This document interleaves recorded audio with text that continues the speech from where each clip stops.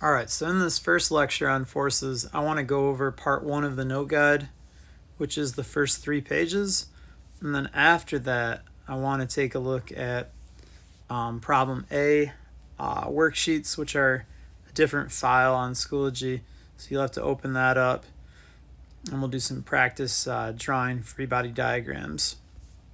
So starting off here, I usually do this with a PowerPoint, and this will be a little different not having my PowerPoint here, but that's okay. So forces really can be simply defined as a push or a pull.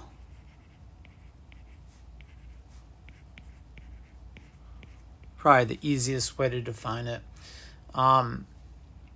Forces are everywhere, and I'm going to show you that with the next slide here. But you can, sometimes they require contact, so you do have contact forces, which obviously a push or a pull would be. And sometimes they don't. So for instance, gravity is a field force. You just have to be close to the Earth in its gravitational field and you experience the force. Okay, forces can cause accelerations.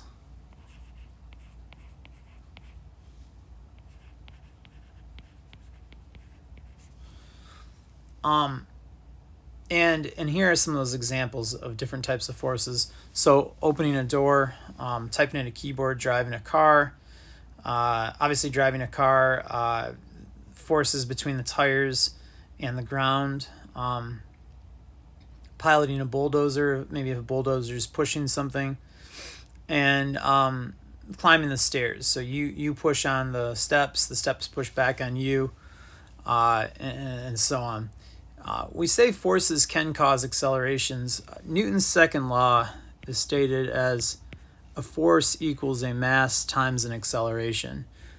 The reason why we use the word can cause, it doesn't have to, is that sometimes the forces balance out.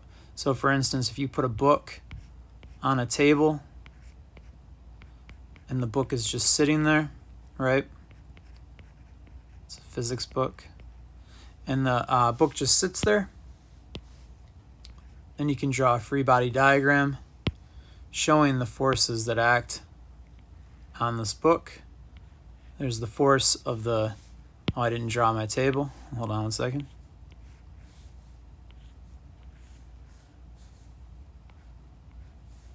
Just like a little coffee table or something. So this force of the table on the book, right? So I'll call it force table comma book. And then the force of gravity pulling down on the book, right, or the book's weight. This force of the table on the book, when a surface returns a reactionary force, we also like to call it F subscript capital N. And in here, this N stands for normal. Normal meaning if you have a surface and normal means 90 degrees. So this force normal, is a reactionary force from the surface that points back at a 90-degree angle. And that's important because sometimes the surface is tilted, right? So maybe the coffee table instead looks like this because someone's lifting up on an end of it, and that same book is resting right here. And now 90 degrees to the surface, or force normal, would point like that. While gravity, let me draw my dot in the middle. So we're kind of getting into free body diagrams right here. Will still point like this. Straight down. I don't know if that, yeah, be careful there with my drawing. All right. So we see something like that. gravity is always going to point straight down, but force normal is always going to point 90 degrees to the surface. And that's what we have here, right? Here's our 90-degree angle right here maybe, right, with the surface. And here's our 90-degree angle over here with the surface. Okay. Kind of tough to see those green angles. Newtons. Newtons are named after Sir Isaac Newton, which we'll watch a video on in class. It is the SI unit of force. And so the symbol for Newton, the symbol is capital N. And a definition of a Newton. Let me answer this first. 1 Newton is about, I want to say it's about 4, or let me see here. The definition of a Newton, the way I remember what a Newton is I write Newton's second law, F equals ma. And what I do then is I fill in my units for mass, which are kilograms, and my units for acceleration, which are meters per second squared. And I realize then that a Newton is equal to a kilogram meter per second squared. And these are our units for newtons. So we're saying that 1 kg meter per second squared is equal to 1 Newton. Another way to think of what a Newton is that if I write Newton's second law again, F equals ma, and I write this instead as a formula for weight.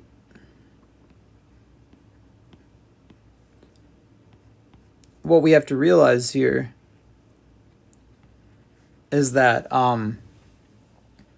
weight is a force, and normally we think of weight as being in pounds, but here, because we're using the metric system, because not only that, the SI unit for force is newtons, right? It says that right up here.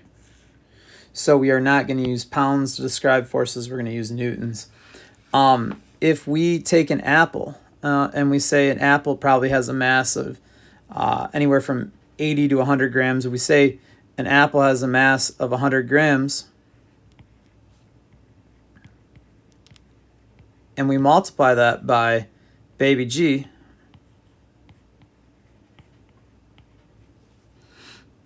and we change this into kilograms, 100 grams is about 0.1 kilograms. And this is approximately, baby g is approximately 10. So we can just say 10 times 0.1 is just 1. And 1 kg meter per second squared, or 1 Newton. So my point here is that the weight of an apple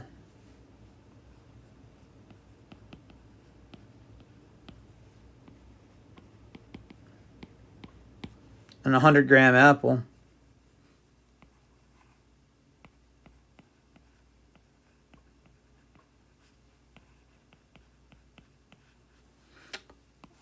is about 1 Newton. All right. Hopefully that's making some sense now. So you can think in terms of if you held an apple in your hand and you felt the weight of that apple, that's the weight of a Newton. Okay. All right then. So let's define weight. Weight is, we like to call it it's the result of an object's mass interacting with the gravitational field of another object. So when your mass is in the gravitational field of the planet Earth, you experience that as weight. So the formula for weight which I wrote just a second ago, is that weight is equal to mass times baby g. A lot of times I like to just write this as Fg for force gravity. So F subscript g is equal to mass times baby g. Let me erase this equal sign. So a lot of times when I write my formula for weight, I write it just like this, where Fg means force gravity. And what a force gravity is, or a weight, then, like I said, is when your mass is in the gravitational field of another object, like the Earth. So what we're saying then, if we go back and look at the formula for weight, which is weight equals mg, or it's Fg equals mg, that baby g is the Earth's gravitational field.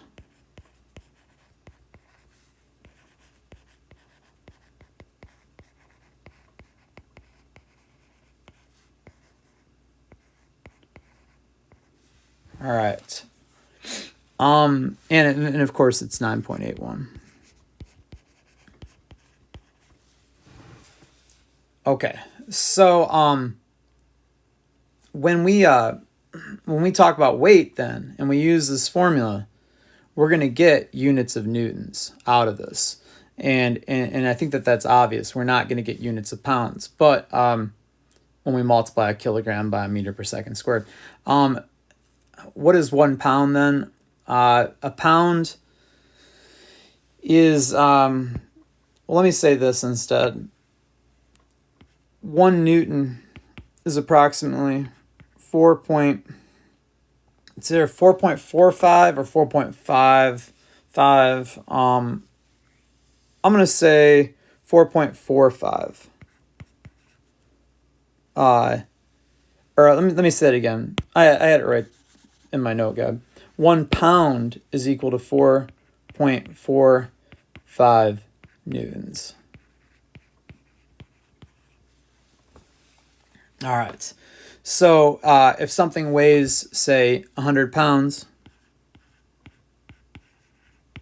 it's going to have a weight of 445 newtons. And if something weighs 200 pounds, it's going to have a weight of 890 newtons.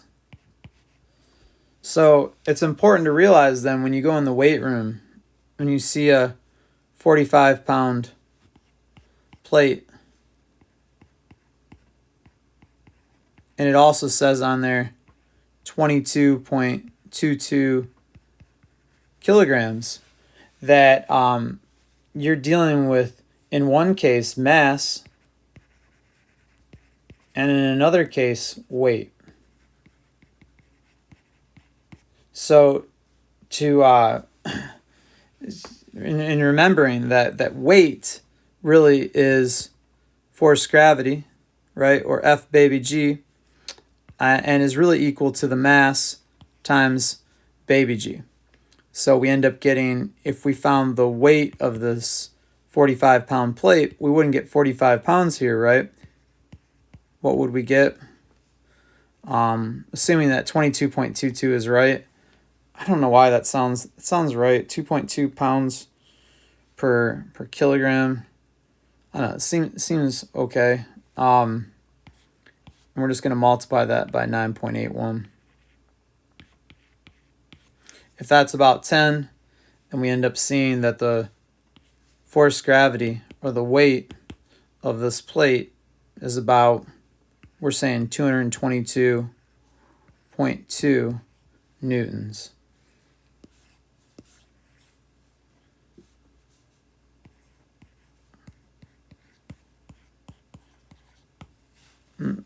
Is that right though? It's worth checking here really quick. We can say then 45 pounds. Let's use our conversion factor we just came up with up here.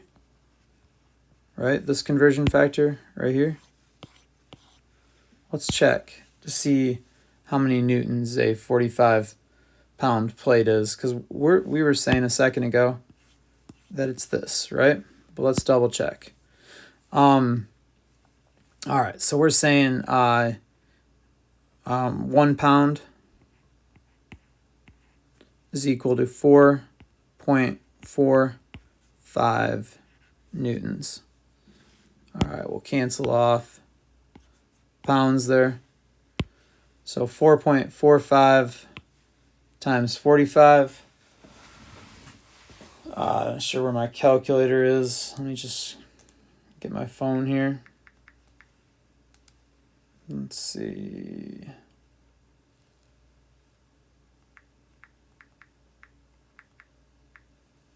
It gives us about 200.25.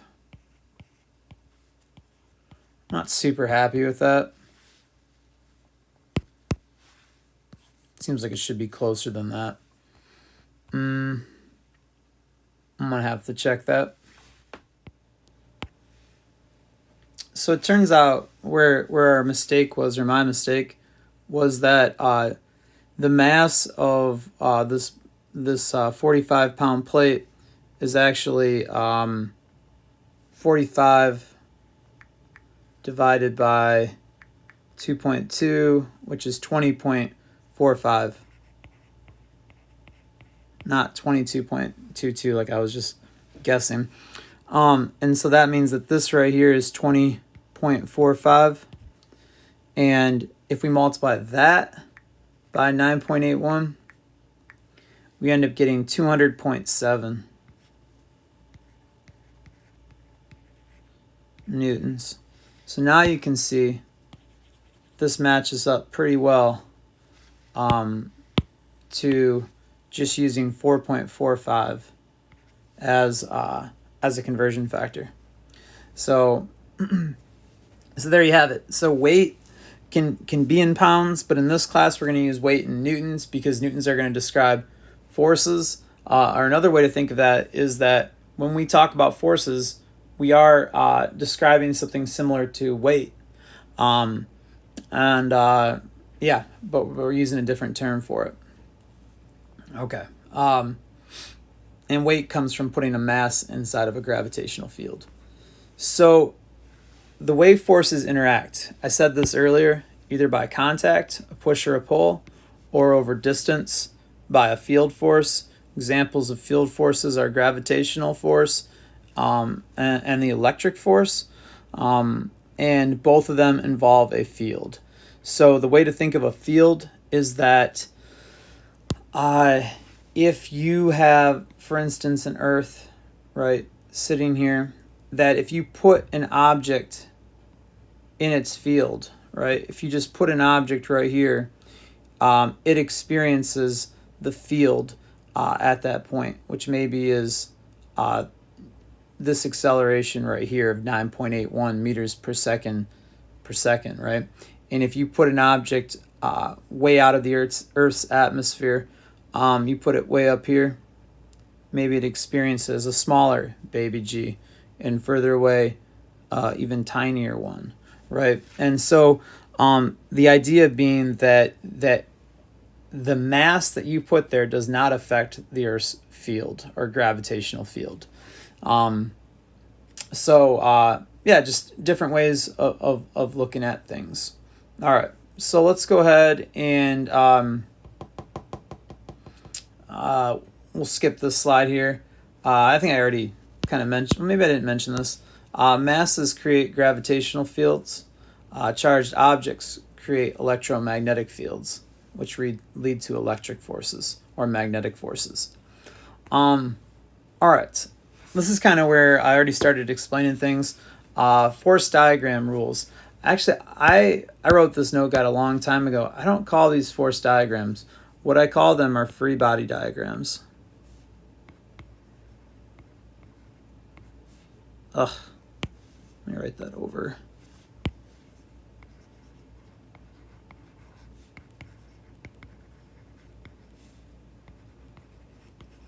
All right, so this is something worth mentioning, and I don't think I mentioned it earlier, but force is a vector. has both a magnitude and direction. And remember, when we talk about vectors, we mean that they point in three-dimensional space. This shouldn't surprise us about forces, really, because if we think about our Newton's second law, F equals ma, we know acceleration is a vector, and therefore, if we multiply by mass, it's still a vector. So force is a vector, acceleration is a vector, and we like to give them these little vector hats, right? Just indicating that they're vectors. Mass is not a vector. Mass is a scalar. Mass is a measure of matter.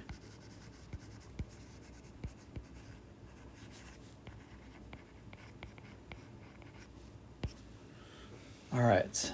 Matter is the amount of atoms giving something mass. Anyways, all right. So force diagram rules. So I guess rules here for free body diagrams, is like I call them. One is, and I'm not going to read what's up here because I'm not sure if it agrees with the way I normally teach these. So I'm just going to kind of talk about how I draw these. So for a free body diagram, it's all about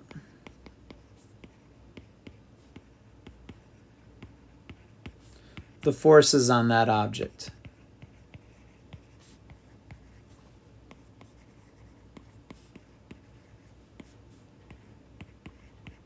So it doesn't matter, say, if you were drawing a free body diagram for that book, like we did a second ago, it didn't matter that the book pushed on the table, or it didn't matter that the book pulled on the earth. All we cared about is what was happening to the book. We draw one dot in the center.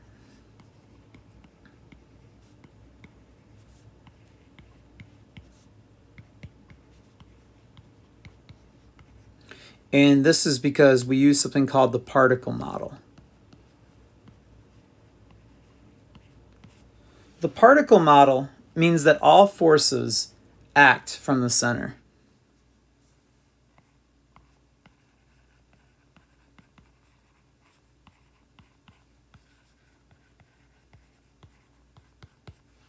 And this is unrealistic. Why is that? Well, if you think about it, like if you sit in a boat, right? And everybody sits, say, in the back of the boat, that the boat is going to travel differently than if everyone's spread out among the boat, right? Or you can think about it as maybe in a canoe, right? And maybe everyone sits, you and whoever else is in the canoe both sit on the left side of the canoe. You know that you're likely to turn the canoe over because you're all sitting on the left side. It's likely to tip, and there's going to be a torque, right? A rotational force. So we pretend that with free body diagrams, because it's a model, it's a simplified version, that all the forces act from one point in the center. And so that's a simplification to help us better understand the material. So it's all about one object, one dot in the center. This is the particle model. All forces act from the center. If it's not the particle model and we were going to move beyond that, we would use an extended object model, which we're not using here. So that's if we were talking about torques. So all the forces emanate from the center.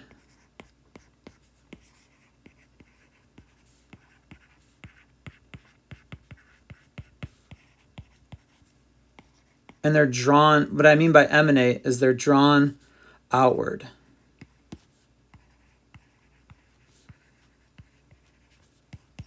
From the center. Also, magnitude matters.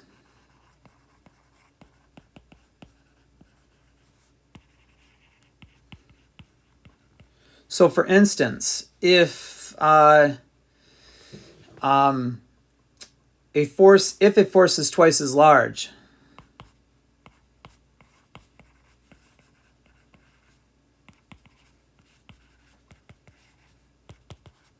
so this is an example, e.g., right? Example given. If a force is twice as large, then it's drawn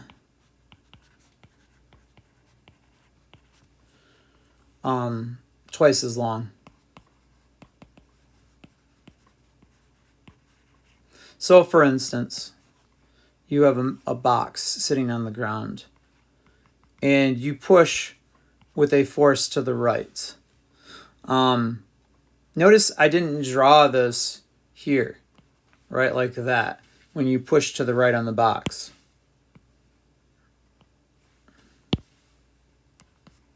Oh my Lord. Okay, let me draw that over. All right, so here's your force of the push. And it's emanating from a center dot. If friction applies opposes this motion, right? There's a resistive force from the table or the floor or whatever opposing this, and it points the opposite direction, but it's only half as large. Maybe the force push is 4 newtons, and force friction, which I'll call FFR, is equal to, and maybe it's moving, so I'm going to call it kinetic, is equal to 2 newtons. And you can see the size that this green arrow is about half the size of, say, this orange arrow. And that's kind of what I'm saying, because their magnitudes, their amount, their newtons, their strength is half. Friction is half of the force push, so you should draw your vectors to match that.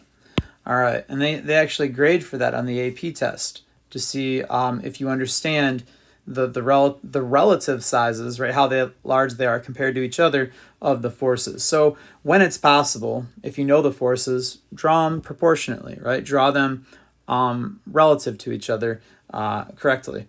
So let's go back and look then. So we added all forces on the object are drawn. So forces drawn outward from the center, and magnitude, draw length. Let me write that. Length corresponds to magnitude.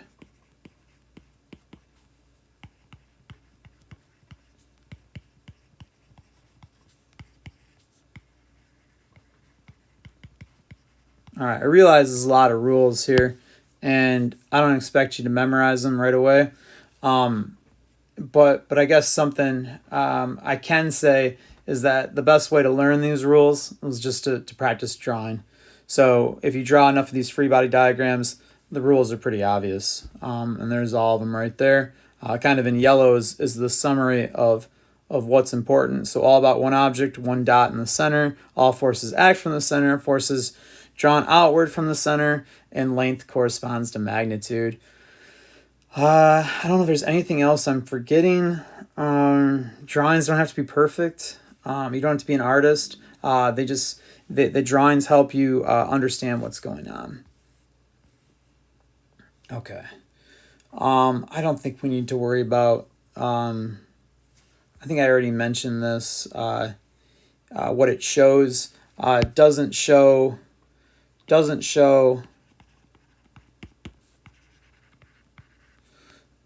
forces on other objects.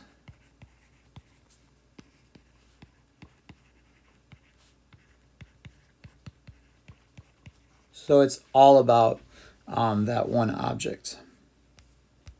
Okay, here's some rules that I wrote from a different year.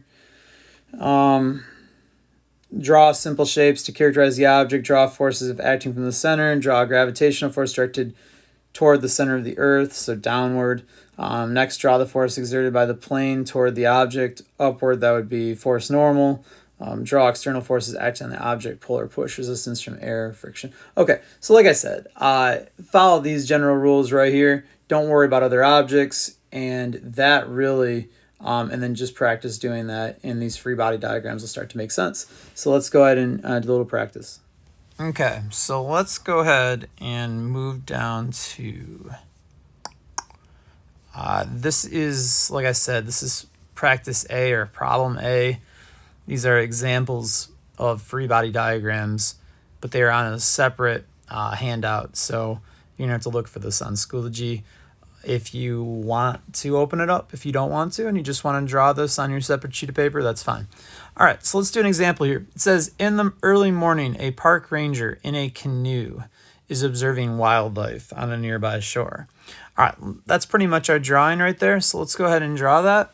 I'm going to need a little bit of room, so maybe I will add an extra sheet of paper directly above, just something so I have some space here. So it's going to look like this. We're going to draw a person in a canoe. And once again, the drawing doesn't have to be perfect. It's just a model of what is happening. And it doesn't say where the ranger is sitting in the canoe. So I'm just going to go ahead and draw the ranger right in the canoe. All right. And I put the ranger, it doesn't, like I said, doesn't matter, in the middle. It's fine. Okay. So, all right. Then it says the Earth's gravitational force on the ranger. Okay. So this is the weight of the ranger. The FG, the Earth's gravitational force, right, on the ranger is 760 newtons. Okay, downward. Of course, weight always should pull an object towards the center of the earth, which would be downwards. The gravitational force on the boat, so this is the weight of the boat, is 190 newtons downward. So this is why we don't use the symbol W for weight, or I don't like it. You can already see. Instead, we're going to use FG. So we'll have FG of the ranger, or FG of the boat.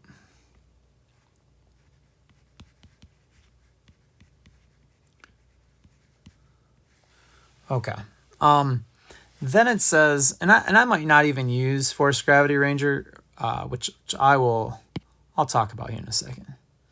All right. And then it says the water keeps the canoe afloat by exerting a 190 Newton force upwards. And this is kind of like a buoyant force, right? So this might be called F buoyant. Helping the canoe stay afloat. So really, it's all going to be about one object here. And is it the canoe or the ranger, right? And if you think about it, it's really all about the canoe, meaning the ranger's weight is on the canoe. The force gravity of the boat is the earth pulling on the canoe downwards. Force buoyant is the water pushing on the canoe upwards. So let's go ahead and draw these here. So if it's all about the canoe, we'll make our dot right here in the center of the canoe. And let's go ahead and talk about this. So, okay. I think the first one's probably the weight of the canoe. Let's do that one first. And it doesn't matter which colors I pick here. I guess I could have picked different colors for each one, but I'm just going to go ahead and go with blue. So we have the force gravity of the canoe. And this is the weight of the canoe, and we said that this is FG boat. This is the 190 newtons downward. All right, so we have this downward vector, and we're going to say that it's equal to 190 newtons. Now we know that that the ranger is also going to push down on the canoe. The ranger has a weight of 760 newtons. Now, the ranger's weight is also going to push downwards, right? So the Ranger is going to exert a force about 4 times as long, right? So I'm going to draw it quite a bit longer, right? Maybe it doesn't have to be perfect, but quite a bit longer. And this is the force of the Ranger on the canoe. Now I just wrote a comma there in between them. If you don't like that and you want to just go ahead and write on Force Ranger on canoe, that's fine. Or on the canoe, that's fine. It's just a descriptor and a subscript that is describing what's going on. So we have the Force Ranger on the canoe, and this is going to equal 760 newtons. Now, once again, you might say, well, I thought this was the Ranger's weight, and it is. It is pulling the Ranger downwards, but I don't care about the Ranger, right? I care about the canoe. And so this is why the vector is drawn on the canoe, not the Ranger. This is why another thing to notice here is both these vectors are drawn side by side, and that is to help with clarity, because you're right, I probably should have drawn them like this right over top of one another, but I don't like doing that for 2 reasons. One is it's harder to see what's going on. I don't know if if you understand there's 2 separate forces. It's also not drawn head to tail like this. So both of these are no-nos, right, for a free body diagram. Don't do either of those. Draw them side by side, just like I did right there, both pointing downwards because they are both downward vectors. Yeah, so that's what we're looking for on our free body diagram. All right. What else? The water. Water exerts an upwards force. I think we said that the buoyant force was 950 newtons upwards. Okay, so this is the longest force yet, right? Because it's the greatest amount. So I should draw this vector longer than the other 2. All right, so we'll call this, you could say this could be force water on the canoe. If you want to write that, you can. I'm just going to write force buoyant. So you are given some discretion over what you call your forces, right? As long as it makes sense. And this is going to equal 950 newtons upwards. All right. So that's it. That's pretty much it. That's a free body diagram. Here's the link here to Newton's second law, right, which we talked about before. Let's look at this. Check this out. So if we write Newton's second law in just the y direction, right, which is all these forces act in the y direction, we can say the sum of, and this is the Greek letter sigma. Sigma is like the Greek letter S standing for sum. And this means the sum of the forces in the, we know that too from when we did when we summed up the x velocities and the y velocities, right? When we were doing, we were adding vectors, right? We learned that. So sigma Fy is equal to m times ay, which is the, whoops, let me write that again, which is the acceleration in the y direction. Now, the sum of the y forces, what I like to do to add this up, what we're doing here is we call one direction. I'll just draw this. Draw it right here. We call one direction positive y and one direction negative y. Right? We're defining our coordinate system. So what we're showing here is that this object is in equilibrium. It's in equilibrium if it's not accelerating. And so we're saying that ay is equal to 0. So let's prove that it's not accelerating, right? So if that's the case, and then the mass of the canoe, what is it equal to? Probably about 19 kilograms. Yeah, for just the canoe. So it doesn't really matter because 19 kilograms times 0 meters per second squared is going to equal 0. And so what I'm trying to show then, by writing Newton's second law right here, this isn't going to make a ton of sense, but whoops.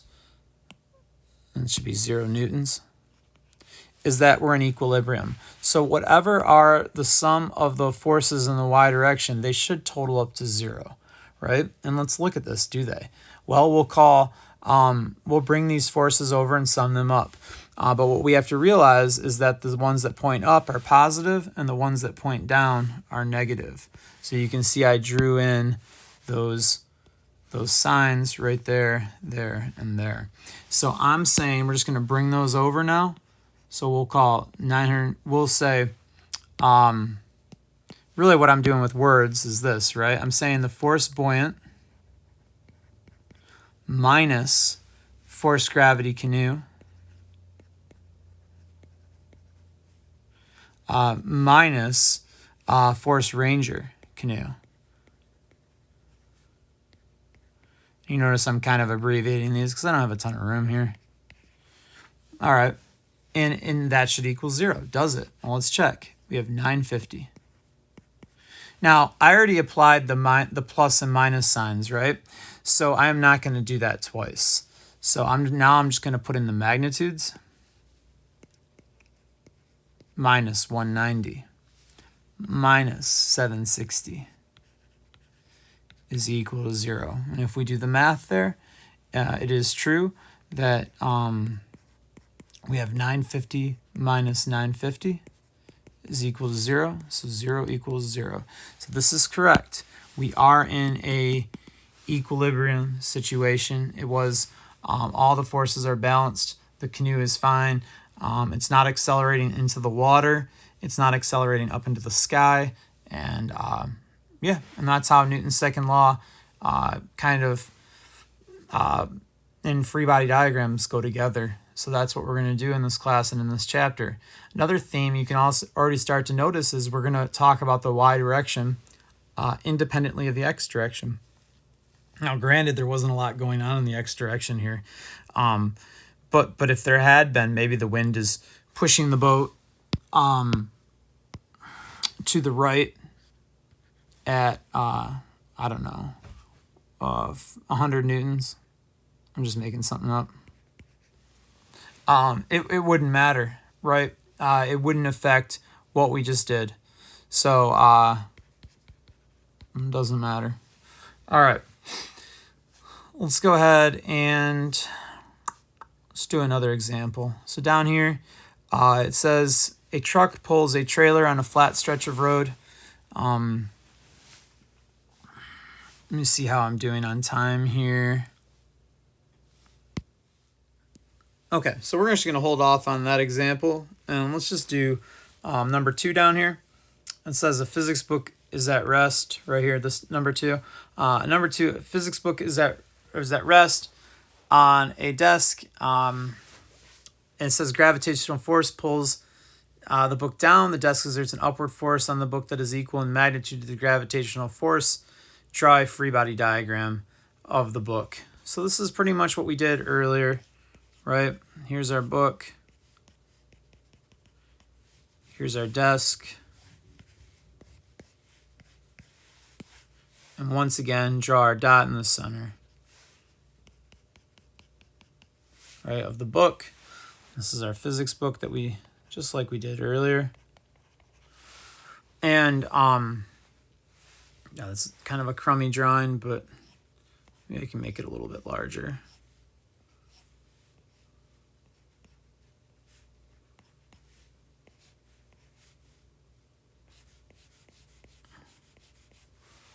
All right, I think that looks a little bit better. I'll give it a pink color like the book, my AP physics book. All right, there you go. So this book is sitting on a desk, and force gravity, force normal, equal and opposite. Yeah, on the physics book. Force normal is the same as the force of the desk on the book. But that's it. That's the free body diagram. Pretty simple. Hopefully this is making some sense, and we'll call it there. And yeah, we'll do some more examples in class. Have a good day.